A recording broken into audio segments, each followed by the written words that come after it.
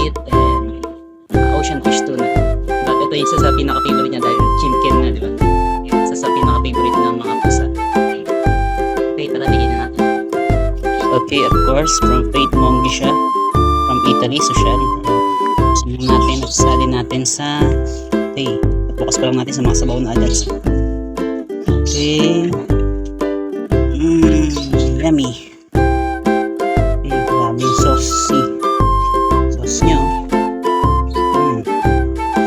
Gusto siya ng alaga natin ito eh. Okay. Then, palabasin na natin. Okay, yung tsura nyo. Grabe, yummy. Super yummy. Yan, para siyang liver spread na ang dami pa mga grabe, may sauce. Kaya gusto mo sumisno eh. Okay, nilagyan lang muna sa lalagyan para kasi hindi naman nauubos to. Kaya nyo pa naubusin pero nagagamit natin to for 6 to 7 serving na hati natin. Yummy. Okay, syempre nilagyan dahil panlaman. Syempre sayang, sisimutin natin yun. Nilagyan natin tubig para makuha natin yung mga sayang kasi para sulit. Even mura lang siya. And mga nasa sa mga pet shop ay nasa 75 lang siya pero para hindi kayo ma-hassle, pumila or mainitan, maulanan or anytime. Yan. Sa online, parang plus 10 pesos lang siya. Siyempre shipping sa aking delivery. Siyempre binabayaran natin. Para less hassle, yan. Okay din sa online, kung gusto nyo sa pet shop, okay din. Ayan. Price nito mga ganun dito, 75 to 85. Isa sa pinakamura pero quality na at wet food na matagal natin pinagkakatibalaan. Okay, tara bigyan na natin dahil may masungit na si Snow. Snow! Galit na.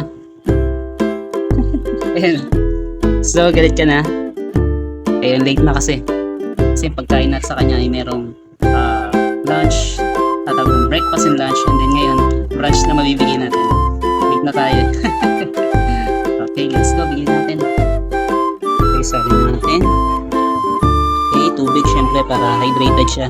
Ito lang kasi yung way na napapainom natin siya ng tubig. Tamad kasi yung talaga ng tubig. Lalo sa panahon ngayon, napakainit. Okay, of course, yung main dish niya, syempre. Yung special cut. Ba? Wow, yummy. Sobrang ano niya kasi soft. Ayan, kaya madaling kainin ng alaga natin. Gusto nila.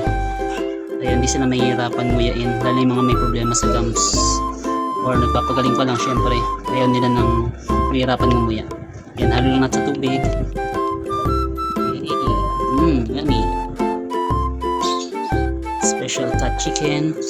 Of course, syempre, ano pa rin siya kung bakit kaya ng ibang special cut wet food. Yan, meat derivatives talaga mataas pa rin. 15% yung heart and liver. Then, yung crude protein, of course, mataas pa rin. Sa mahalaga.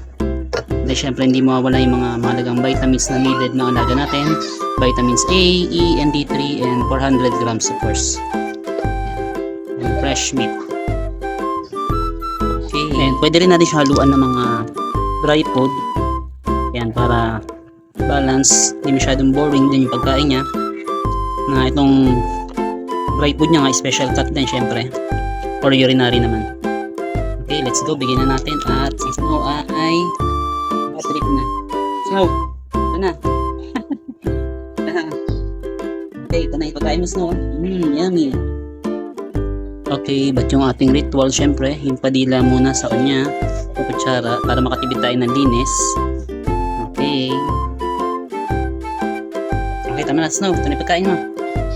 Okay, ito na ang main pagkain ni Snow. Bibigay na natin. Snow, ito na. Ako, hindi mo makapaghintay. Sorry, Snow. At brunch na ang nabigay natin. No. Hindi makapaghintay. Okay, syempre, favorite niya. Ang special cut wet food natin na grabe si Snow, oh. Snow, relax lang, Snow. Wala kang kaagaw.